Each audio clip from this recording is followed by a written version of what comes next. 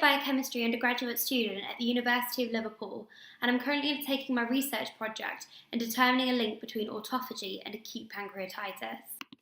This video will address the three aims of the research project, which were to define acute pancreatitis, underpin cellular mechanisms of autophagy, and determine how the role of autophagy has moved within the field.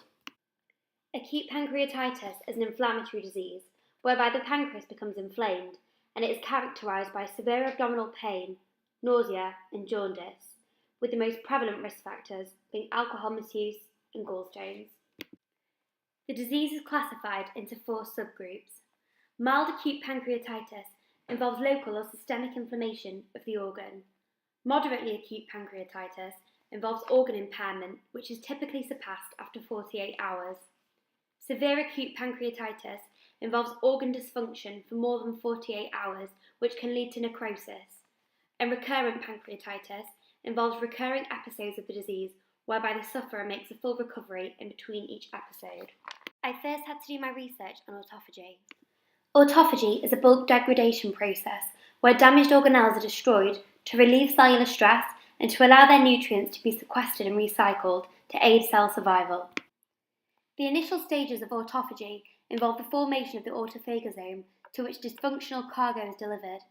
The autophagosome then fuses with the lysosome to form the autolysosome, where the contents are degraded and useful materials are recycled.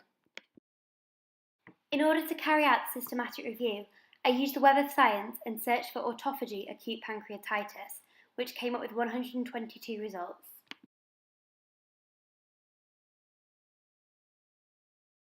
I was able to analyse the results and found that there's been a big increase in the number of papers released in the area, from 1 in 2007 to 17 in 2016.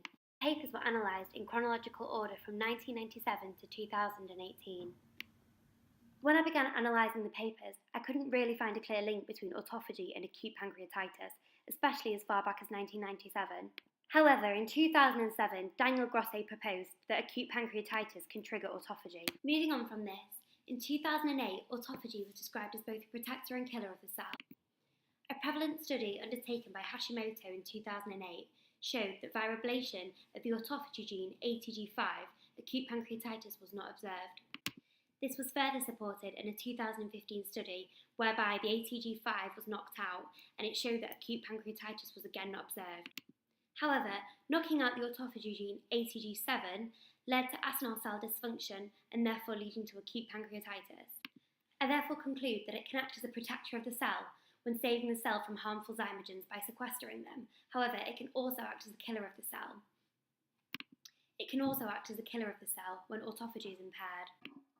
As acute pancreatitis is the main reason for gastrointestinal hospitalizations in the US, it's essential that its mechanisms are underpinned. Thanks for watching.